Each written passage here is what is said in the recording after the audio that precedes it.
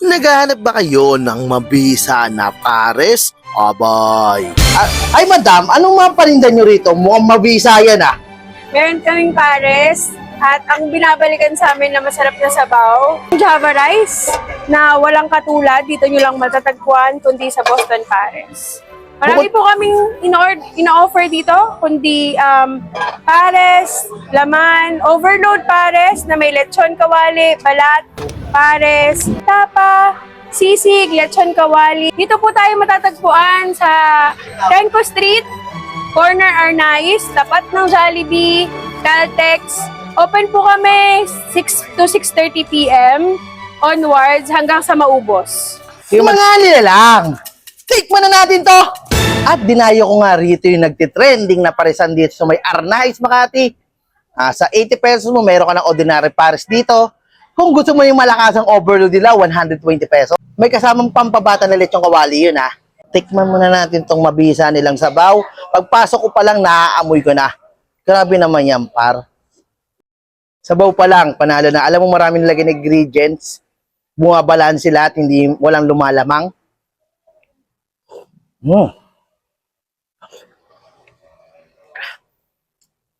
Wow.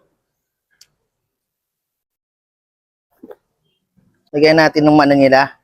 Tapa nila na napakaganda ng ano. Hindi siya malilita. Hindi maninipis, makapal. Wala na ako masabi.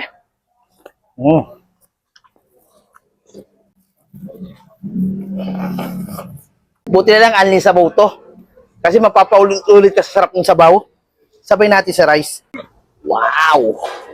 Yan o.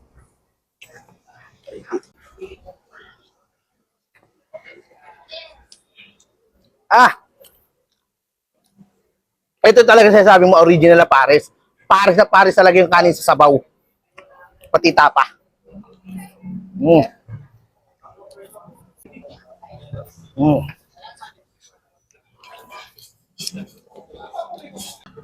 Solid yan, no? Pampabata. Subukan natin sa may pares. You know?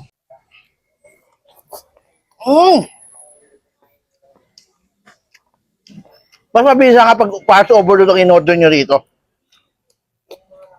So, kung gusto mo ng malakasan na pampabata, meron sila rito pata. Pag in-order sa inyo to, ginugunting to, pero sa akin ayoko.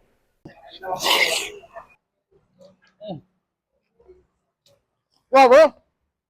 Ang lambot. Dapat na walang high blood, ah.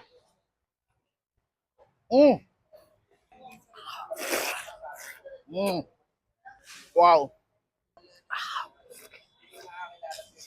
Para hindi magpapauli yung bestseller ng tapa rito na palagi nauubos. Grabe naman yan, no? Ang ganda ng type ng tapa niya. Halatang matagal na minarinade.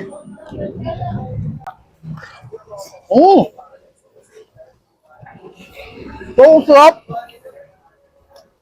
Ang lambot ng tapa niya. Wala siyang after na ano, yung matang matigas. Wala. Nguya ko agad.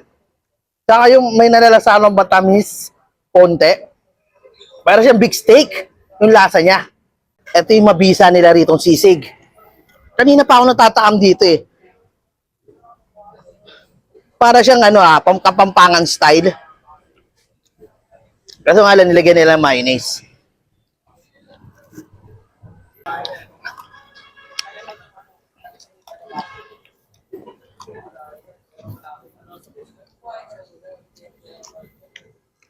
Wala na ako sasabihin.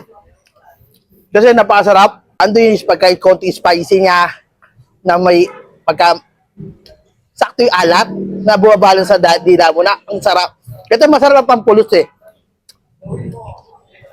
Kaya kayo na pag dumayo ka rin sa may Arnaiz, dayuin yung kahit nila kasi napakasarap, napakasolid at napakasulit na pagtripan nila rito. Hehehe!